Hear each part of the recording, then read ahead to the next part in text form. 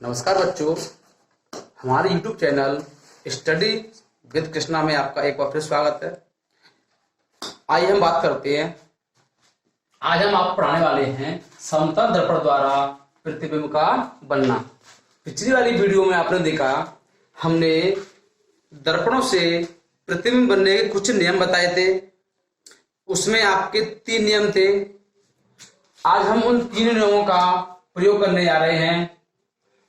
सबसे पहले हम बात करते हैं समतल दर्पण में प्रतिबिंब कैसे बनता है, उसकी प्रकृति कैसी होगी, कहां बनेगा। और आपको जो 3 नियम कराए थे उनमें से हम 2 नियमों का पालन करते हैं। किसी भी वस्तु का प्रतिबिंब बनाने के लिए 2 नियमों का पालन करते हैं, क्योंकि हमें एक बिंदु से 2 किरणें डालनी होती हैं। प्रतिबिंब बनाते हैं तो हमें एक बिंदु से 2 किरणें डालनी पड़ती हैं और 2 किरणें 2 नियमों का पालन करती हैं। तो आज हम देखते हैं कि समतल दर्पण से प्रतिबिंब कैसे बनता है।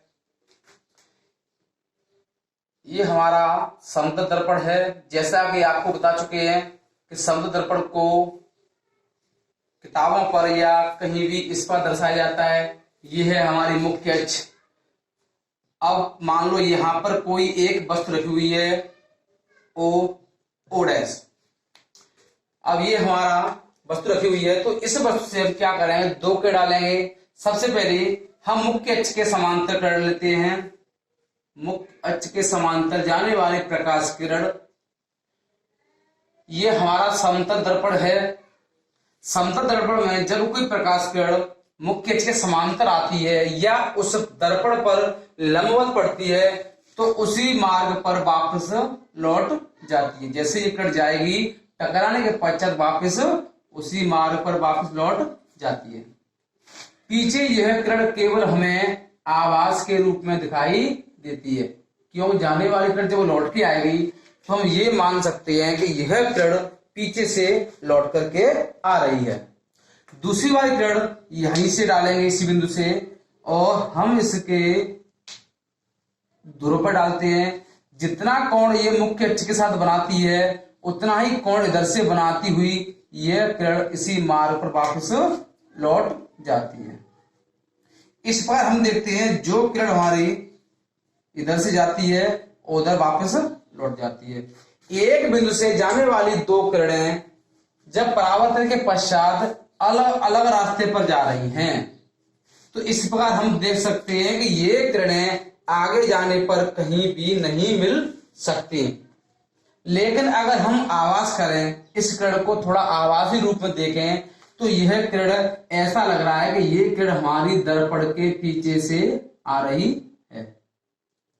तो ये किरण हमारे दर्पण के पीछे से आ रही है। तो अब ये जरूर किरणें आपस में टकरा रही होंगी, क्योंकि एक किरण जो लंबवत है वो दर्पण के टकराने वापस लौट आती है। तो ऐसा लग रहा है कि दर्पण के पीछे से आ रही होगी। इसी प्रकार ये वाली किरण भी दर्पण के पीछे से आ रही होगी। तो यह किरण अवश्य ही यहां पर कटेंगी, आभासी रूप में कटेंगी। तो यही इस वस्तु का प्रतिबिंब बन जाता है। तो इस पर हमने देखा कि एक बिंदु से चलने वाली 2 किरणें परावर्तन के पश्चात तो नहीं मिलती हैं, लेकिन हमें मिलती हुई प्रतीत होती हैं। कहां मिलती हैं? दर्पण के पीछे। तो इस प्रकार देख सकते हैं कि दर्पण के पीछे जो हमारा प्रतिबिंब बन रहा है वो कैसा हुआ? आभासी। और क्योंकि ये किरण भी आभासी हैं और दर्पण के पीछे बनने वाले प्रतिबिंब सभी आभासी होते हैं। तो यहां पर हम देख पा रहे हैं, तो ये प्रतिबिंब की प्रकृति कैसी होगी? इसकी जो प्रकृति है वो कैसी होगी? वस्तु के बराबर, वस्तु के बराबर। कैसा होगा? आभासी होगा। नंबर 1 वस्तु के बराबर होगा, नंबर 2 आभासी होगा।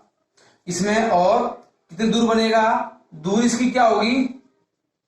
इसकी दूरी वही रहेगी, जितनी दूरी पर दर्पण से वस्तु रखी हुई है उतनी दूरी पर यह प्रतिबिंब बनेगा। तो दूरी क्या होगी? दर्पण से वस्तु की दूरी के बराबर दूरी पर, जितनी दूरी पर यहां बनेगा उतनी दूरी पर पीछे बनेगा। आप लोगों ने देखा होगा कि अगर सामने कोई मिरर लगा हुआ हो, कोई भी बड़ा सा दर्पण लगा हुआ हो, अगर हम उसके सामने खड़े हो जाएं तो हमारा उसमें प्रतिबिंब दिखाई देगा। अगर हम थोड़ा आगे जाएंगे तो हमारा प्रतिबिंब थोड़ा आगे आ जाएगा, हम पीछे हटते हैं तो हमारा प्रतिबिंब भी दर्पण से उतना ही पीछे हट जाता है। इस प्रकार यहां पर हम देख रहे हैं, और ये प्रतिबिंब हमारा कैसा बनेगा, सीधा बनेगा। तो यहां पर हमें ये 4 बातें सीखने को मिली। सबसे पहले इसकी प्रकृति वस्तु के बराबर रहेगी और आभासी होगा, और कैसा होगा, ये सीधा होगा। और दूरी इसकी क्या होगी, जितनी दूरी पर वस्तु दर्पण से रखी हुई है उतनी दूरी पर हमारा प्रतिबिंब पीछे बनेगा। तो इस प्रकार समतल दर्पण द्वारा प्रतिबिंब का बनना आपको क्लियर करा दिया। इसमें वस्तु को आप कहीं भी रख दो, अगर हमने वस्तु को यहां रखा तो इसका प्रतिबिंब यहां आ जाएगा, वस्तु को पीछे ले जाएंगे प्रतिबिंब पीछे चला जाएगा। तो इसमें ध्यान देने वाली बात केवल यही रहेगी कि जितनी दूरी पर प्रतिबिंब रखा है उतनी दूरी पर प्रतिबिंब बनेगा और आभासी होगा, सीधा होगा, वस्तु के बराबर होगा। आप लोग इसका स्क्रीनशॉट ले सकते हैं और इसको अच्छी तरह समझने के लिए आप किताब की मदद भी ले सकते हैं। अब हम बात करने वाले हैं अगले दर्पणों की, जैसे गोलीय दर्पण। तो समतल दर्पण वाला टॉपिक आपका क्लियर हो गया होगा। तो अगली वाली हेडिंग की तरफ चलते हैं। अब हम यहां पर लिखेंगे गोलीय दर्पण में अवतल दर्पण के बारे में। जो गोल दर्पण हमारे 2 प्रकार के होते हैं, अब हम यहां लिखने वाले हैं अवतल दर्पण। अवतल दर्पण द्वारा प्रतिबिंब का बनना। तो अब देखो इसमें क्या होने वाला है, इधर ध्यान दो। सपोज करो ये हमारा मुख्य अक्ष है, ये कोई अवतल दर्पण है। ये कल ही तुम्हें बताया था, इसका फोकस है इतनी दूरी यहां पर लेंगे तो इसका ये वक्रता केंद्र हो जाएगा। और ये दर्पण से जितना दूर जाएंगे तो हमें यहां पर एक ऐसी स्टेज मिलेगी जिसको बोलते हैं अनंत, जिसे हम क्या बोलते हैं, अनंत। तो अब हम यहां पर देख पा रहे हैं कि इसमें फोकस है, वक्रता केंद्र भी है और एक दूरी और भी है जिसे बोलते हैं अनंत। तो अब यहां पर ध्यान देने वाली बात यह है कि यहां पर वस्तु का प्रतिबिंब कहां बनेगा, क्योंकि यहां पर हमारे पास बहुत सारी जगह है रखने के लिए। हम वस्तु को अनंत पर रख सकते हैं। नंबर 2, हम वस्तु को अनंत और वक्रता केंद्र के बीच में रख सकते हैं। नंबर 3, हम वस्तु को वक्रता केंद्र पर भी रख सकते हैं। और अगली वाली, वस्तु को इन दोनों के बीच में, वक्रता केंद्र और फोकस के बीच में रख सकते हैं। और वस्तु को फोकस पर रख सकते हैं। और अंत में हम वस्तु को फोकस और इसका जो ध्रुव है कि इनके बीच में रख सकते हैं। इसके अलावा अब कोई जगह ऐसी नहीं बचती है जहां पर कि वस्तु को रखा जाए। इस प्रकार अवतल दर्पण में वस्तु को रखने के लिए हमारे पास 6 स्थितियां हैं। और आप लोगों ने देखा भी होगा कि अवतल दर्पण के सामने वस्तु को 6 जगह अलग अलग जगह रखने पर उनके प्रतिबिंबों की स्थिति भी अलग अलग प्राप्त होती है। तो अब हम पढ़ने वाले हैं कि अवतल दर्पण के सामने वस्तु को रखने पर उसका प्रतिबिंब कहां बनेगा, कैसा बनेगा, ये हम देखने वाले हैं। क्योंकि यहां पर हमें 6 स्थितियां मिल रही हैं। ऐसा समतल दर्पण में नहीं था, क्योंकि समतल दर्पण की जो फोकस दूरी वो अनंत होती है और वस्तु को अनंत पर रखेंगे तो हमें उसमें कोई पॉइंट नहीं मिलता है, केवल एक ही बिंदु मिलता है। एक अनंत हमारा मिल जाता है और एक उसमें अनंत और दर्पण के बीच में। तो वहां पर वस्तु जितना आगे पीछे रखोगे उसका प्रतिबिंब उसी प्रकार आगे पीछे होता रहता है। लेकिन यहाँ पर स्थितियां कुछ बदल जाती हैं। तो हम बात करने वाले हैं, सबसे पहले इसमें हेड डालते हैं नंबर 1, जब वस्तु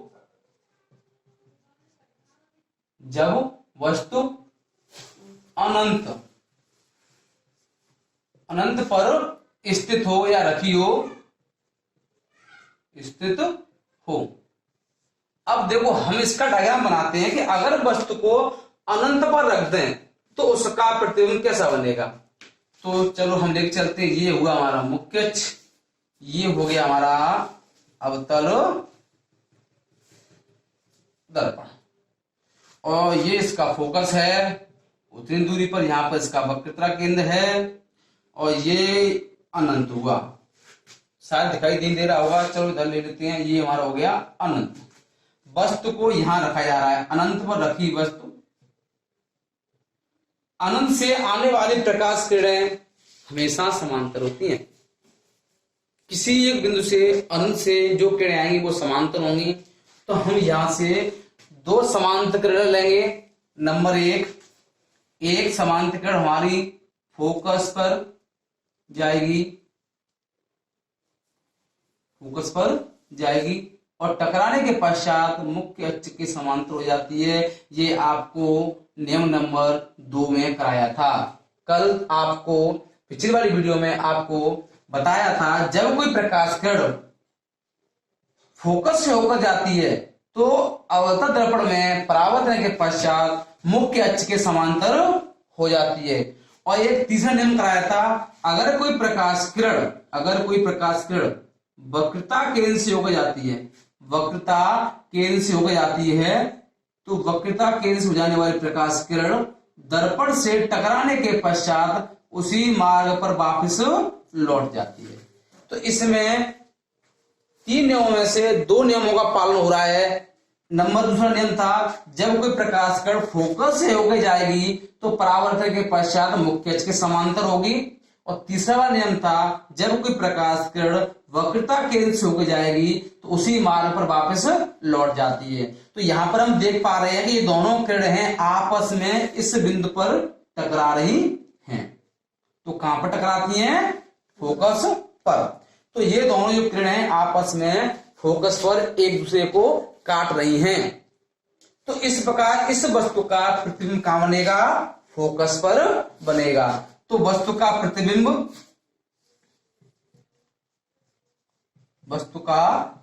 प्रतिबिंब कहां बनेगा? फोकस पर। पहला बात हो गया कहां बनता है? फोकस पर। और दूसरा, इसकी आकृति कैसी होगी? छोटा होगा या बड़ा होगा? तो आप यहां देख पा रहे हैं कि जो अनंत पर रखी हुई वस्तु काफी बड़ी है और हमारा जो प्रतिबिंब कैसा बन रहा है? छोटा। तो प्रतिबिंब हमारा क्या बनेगा? वस्तु से छोटा। छोटा मतलब क्या होगा? बहुत छोटा होगा, बहुत छोटा। और नंबर तीसरा, उल्टा बनेगा या सीधा बनेगा? देखो यहां पर आप देख पा रहे हैं, हमारा जो वस्तु रखी हुई थी वो सीधी थी और ये मुख्य अक्ष के ऊपर रखी हुई थी वस्तु, लेकिन इसका जो प्रतिबिंब है वो मुख्य अक्ष के नीचे बन रहा है। तो प्रतिबिंब हमारा मुख्य अक्ष के नीचे बन रहा है, तो हम देख पा रहे हैं तो हमारा कैसा है? उल्टा। और नंबर 4, ये आभासी है या वास्तविक है? तो आभासी वास्तविक में आपको ज्यादा सोचने की जरूरत नहीं है, बस ये देख लो ये दर्पण से पहले है या बाद में। दर्पण से पहले है, कैसा है ये? वास्तविक। तो हमारा प्रतिबिंब कैसा होगा? वास्तविक होगा। तो इस बार हमने देखा कि जब वस्तु अनंत पर रखी जाती है तो उस वस्तु का प्रतिबिंब कैसा बनता है? आभासी नहीं, कैसा बनता है? वास्तविक। बिल्कुल राइट, वास्तविक बनेगा, उल्टा बनेगा, वस्तु से बहुत छोटा बनेगा और कहां बनेगा? फोकस पर। तो आप इसका स्क्रीनशॉट ले सकते हैं और समझ सकते हैं। अब हम बात करने वाले हैं दूसरे स्टेज की, यानी जब वस्तु को अनंत से थोड़ा सा और सामने ले आते हैं, अनंत थोड़ा सा और इधर लेके आते हैं, नंबर 2 वाली स्टेज है। अब वस्तु हमारी कहां जाती है? जब वस्तु अनंत और वक्रता केंद्र के मध्य में रखी हो। चलो अगली बात तरफ बढ़ते हैं। जब वस्तु अनंत और वक्रता केंद्र, नंबर 2 पे आ जाते हैं। अनंत और वक्रता केंद्र के मध्य स्थित हो या रखी हो, अब हम बात करने वाले हैं, अगर हम वस्तु को वक्रता केंद्र और अनंत के बीच में रखेंगे तो हमें प्रतिबिंब की स्थिति कैसी प्राप्त होगी। तो इसके लिए डायग्राम बनाते हैं। देखो, हम प्रतिबिंब की स्थिति पता करनी है तो हमारा मेन उद्देश्य क्या है, उसका डायग्राम बनाना। तो हम अब यहां पर हम बनाते हैं इसका दूसरा वाली इमेज बनाते हैं। इमेज सेम रहेगी, बस केवल किरणें हैं। उन 3 नियमों जो हमारे दिए हुए हैं, उन 3 नियमों में से 2 नियम लगेंगे, और वो 2 नियम हमें कौन कौन से लगाने हैं आप यहां पर लगा सकते हैं। ये देखना पड़ता है कि इसमें कौन सा नियम काम करेगा। ये हमारा हुआ फोकस, हो गया वक्रता केंद्र, ये अनंत है, तो हमारी वस्तु यहां रखी हुई है। एक बात में ध्यान देना, जब कभी भी आप इस तरह का डायग्राम बनाएं तो वस्तु को दर्पण से छोटा रखें। ऐसा मत करना कि वस्तु को बड़ा निकाल दें।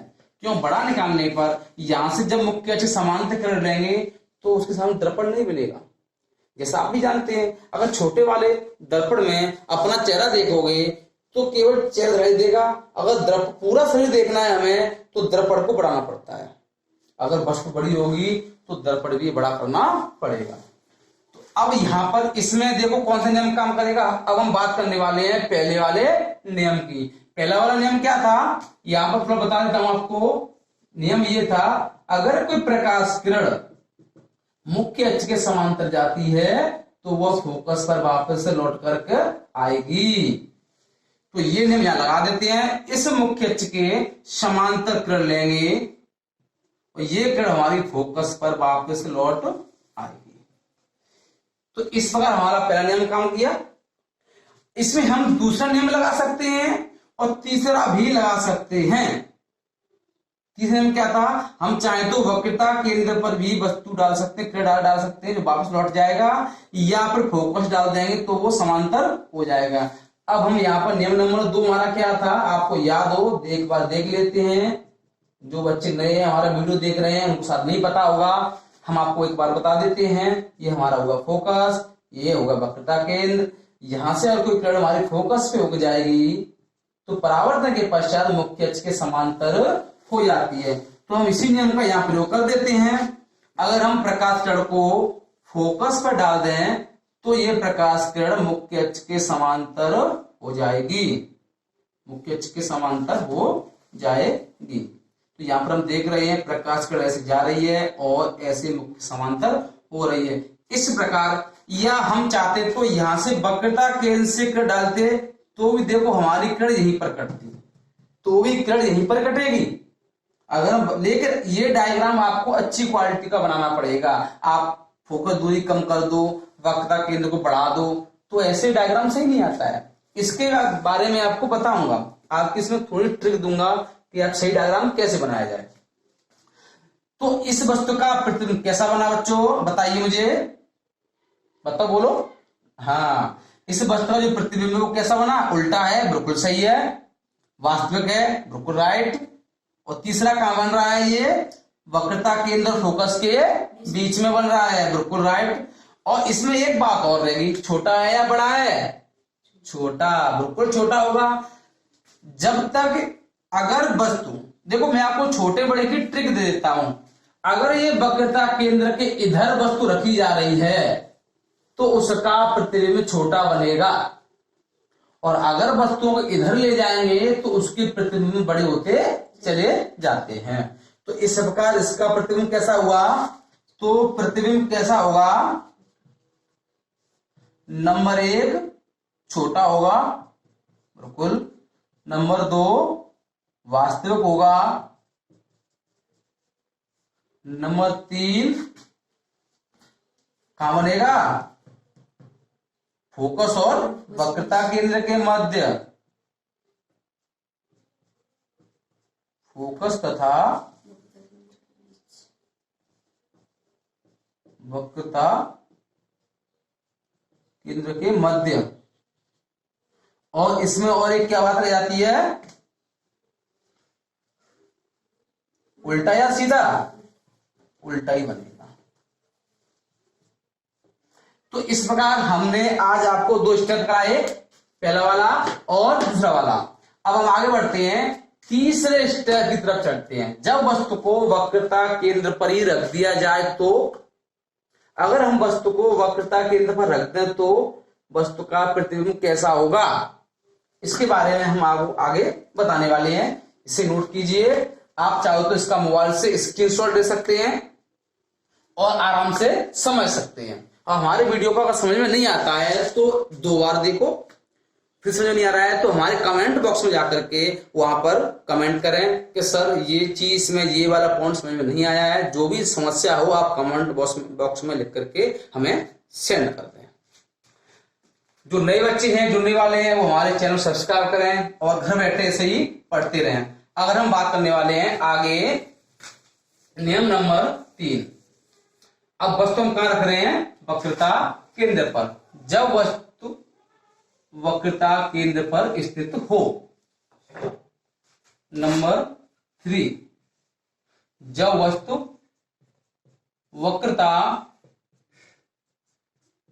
केंद्र पर स्थित हो। अब देखते हैं कि वस्तु का प्रतिबिंब कैसा बनेगा। तो अब वस्तु को हम कहां लेके आए, वक्रता केंद्र पर। तो ये इसका डायग्राम बनता है। ये हुआ हमारा फोकस, ये हो गया वक्रता केंद्र। वक्रता केंद्र पर रख दिया हमने, वस्तु को रख दिया। अब यहां से कौन सा नियम काम करेगा, वही 2 नियम काम कर जाएंगे, क्योंकि वस्तु हमारी वक्रता केंद्र पर रखी हुई है। इसलिए इसमें तीसरे वाले नियम के बारे में आप सोचो मत। वो 2 नियम काम करेंगे। नंबर 1 कौन सा था, मुख्य अक्ष के समांतर जाने वाली प्रकाश किरणें फोकस से होकर वापस से लौट आती है। दूसरा, फोकस से होकर जाने वाली प्रकाश किरणें और ये हमारी मुख्य अक्ष के समांतर हो जाती है।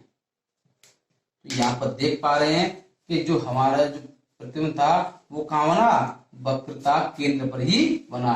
यहां पर रखी हुई वस्तु और इसका प्रतिबिंब कहां बना, वक्रता केंद्र पर। तो वक्रता केंद्र पर रखी हुई वस्तु का प्रतिबिंब वक्रता केंद्र पर ही बनता है। एक बात और आपको बता दूं बच्चों, इनमें से जो यूपी बोर्ड के एग्जाम होते हैं, हमारे बोर्ड वाले एग्जाम होते हैं, उनमें से किरण आरेख के लिए एक सवाल अवश्य आता है। इसलिए आप इसको समझ लो, अच्छी तरह से रटने की जरूरत नहीं है। अगर आप स्टेप बाय समझ लोगे तो मुझे शायद उम्मीद करता हूं कि तुम्हें इसमें द्वारा कहीं भी रटने की जरूरत नहीं पड़ेगी।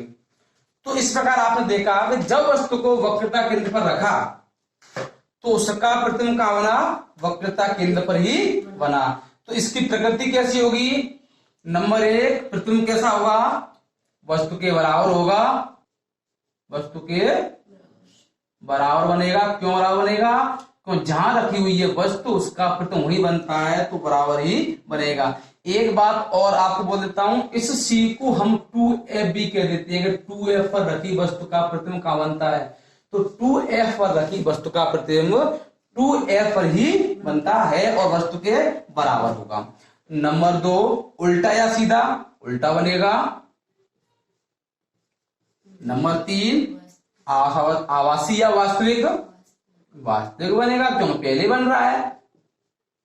और चौथा वाला स्टेप में क्या बचता है, कहां बन रहा है, वक्रता केंद्र पर। ठीक है, वक्रता केंद्र पर। तो इसमें हमने चारों चीजें लिख ली।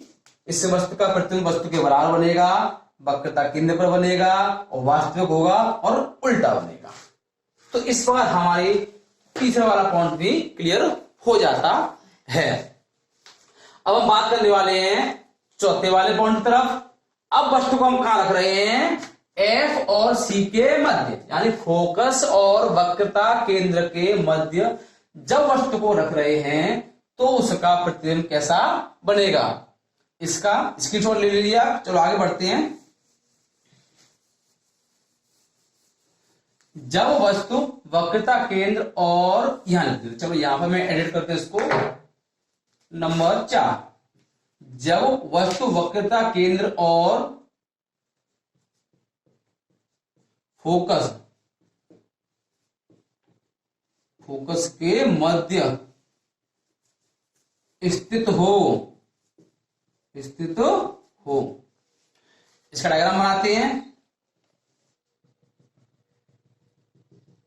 ये हो गया हमारा एफ, ये हो गया सी, वस्तु रख दिया बीच में। यहां पर आप दो नियम लगा दो। पहला वाला, मुख्य अक्ष के समांतर जाने वाली प्रकाश किरण फोकस पर लौट जाती है।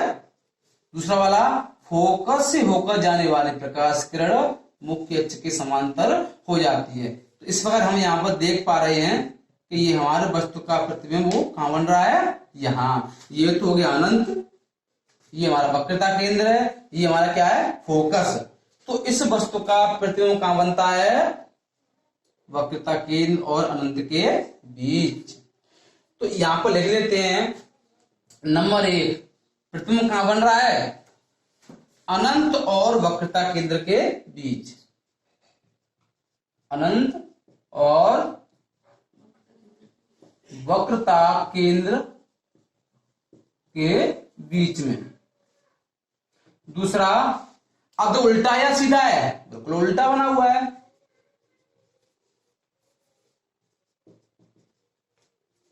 वस्तु का उल्टा। नंबर तीसरी बात, आभासी या वास्तविक, वास्तविक बनेगा।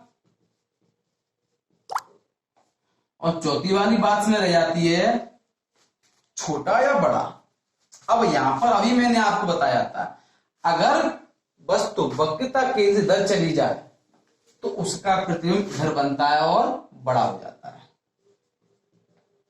वस्तु से बड़ा बनेगा। अब हम, तो ये क्लियर हो जाता है। अब हम बात करते हैं पॉइंट नंबर 5। पॉइंट नंबर 5, अगली वाली टॉपिक देखते हैं। अब वस्तु को कहां लेके आते हैं, फोकस पर। जब वस्तु कहां रखी हो, फोकस पर।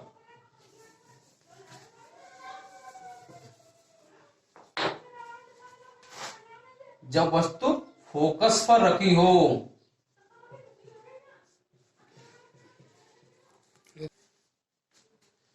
तो अब हम बात करने वाले हैं जब वस्तु फोकस पर रखी हो। आइए इसका डायग्राम बनाते हैं बच्चों। ये ऐसे, इसका हो गया फोकस, ये हो गया वक्रता केंद्र। आगे वाला पार्ट हटा देता हूं मैं। अब वस्तु को फोकस पर रख रहे हैं।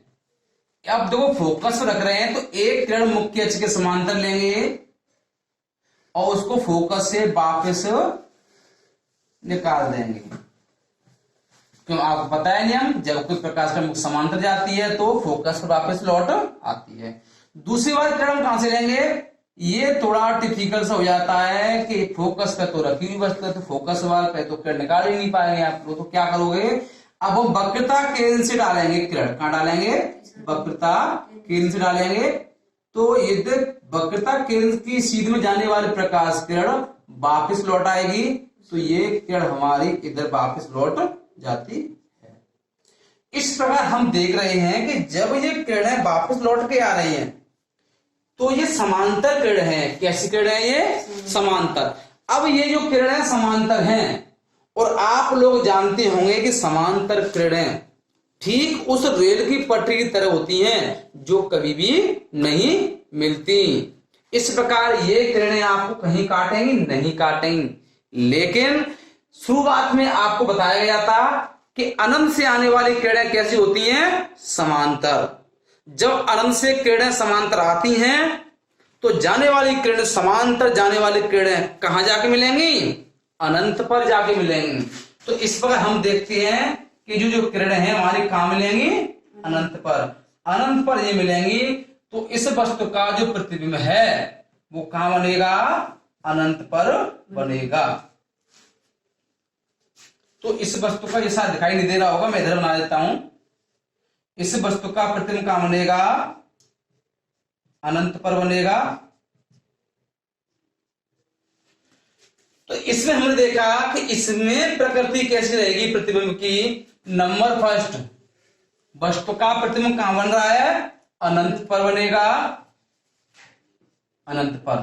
नंबर 2, उल्टा या सीधा, बिल्कुल उल्टा ही बनेगा। उल्टा। नंबर 3 छोटा या बड़ा, ये वस्तु से बहुत बड़ा बनेगा, यहां पर लिखेंगे बहुत बड़ा, क्यों अनंत से, तो प्रतिबिंब कैसा बनेगा, बहुत बड़ा। नंबर 4 पे आते हैं, ये कैसा हुआ, आभासी या वास्तविक, दर्पण से पहले ही तो बन रहा है, तो कैसा हुआ, वास्तविक। इस प्रकार आपने इसमें से 5 सीख लिए। छठवां रह गया है, जब वस्तु दर्पण के ध्रुव और फोकस के मध्य स्थित हो, उसको देख लेते हैं। इसका स्क्रीनशॉट ले लिया। नंबर 6 पे आएंगे। नंबर 6, जब वस्तु फोकस तथा ध्रुव के मध्य स्थित हो। हमारा अंतिम रह गया है, अब वस्तु कहां रखेंगे, नंबर 6 और स्थित कहां पर है, फोकस और ध्रुव के बीच में। इसका डायग्राम बनाते हैं। ये हो गया हमारा अवतल दर्पण, ये इसका हो गया फोकस, ये हो गया ध्रुव P, यहां पर इसका वक्रता केंद्र C है। वस्तु को हमने कहां रखा, फोकस और ध्रुव के बीच में। तो यहां से एक का डालेंगे, मुख्य अक्ष के समांतर लेंगे। ये जो किरण है परावर्तन के पश्चात कहां जाएगी, फोकस पर जाएगी। दूसरी किरण कहां डालेंगे, दूसरी किरण हम डालेंगे वक्रता केंद्र C से, ऐसे डालेंगे। तो ये जो किरण है इसी मार्ग पर वापस ऐसे जाएगी और वापस लौट जाएगी। क्यों, आपको पता है नियम नंबर 3 यही कहता है कि वक्रता केंद्र से जाने वाली प्रकाश किरण दर्पण से टकराने के पश्चात वक्रता केंद्र पर ही वापस लौट आती है।